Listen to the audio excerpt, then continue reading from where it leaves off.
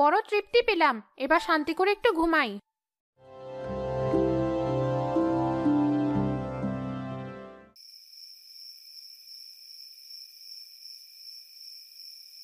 এত রাতে এখন আর খামারে যাব না, ঘরে গিয়ে শুয়ে পড়ি। গিন্নি, দরজা খোলো, আমি চলে এসেছি। এত রাত করলি? আমি তো ভাবলাম মাঝরাতে আসবেই না। তোমাকে তো আগেই বলেছিলাম ফিরতে রাত হবে।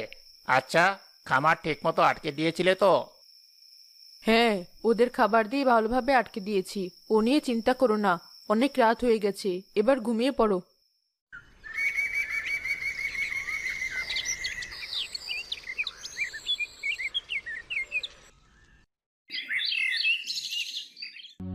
একই, খামারের দরজা খোলা কেন?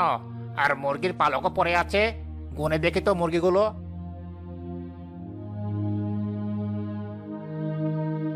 এ তো দেখছি 19টা মুরগি। আমি এনেছিলাম 20টা মুরগি। তার মানে গিন্নি দরজা না লাগিয়ে শুয়ে পড়েছিল। তবে রে, গিন্নি, এই গিন্নি।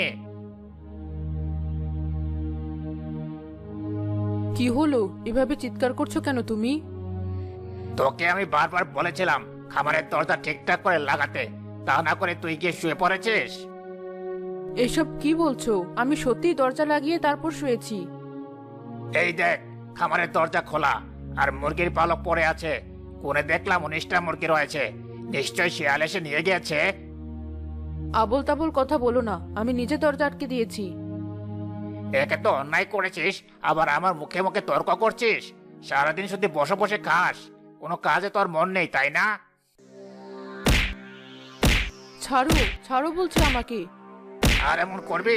বল, তুই জানিস না আমি কত শখ করে খাবার বানিয়েছি। আর হবে না, প্রতিদিন খুব ভালো করে দরজা লাগাবো। দয়া করে এবারের মতো ছেড়ে দাও আমাকে।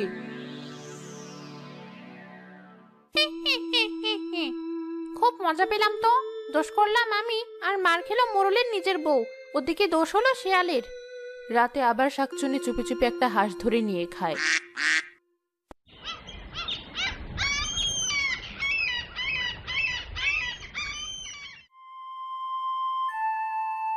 আজকেও তুই একই কাজ করেছিস। তোর জন্য আমার সংসার ভেসে যাবে দেখছি।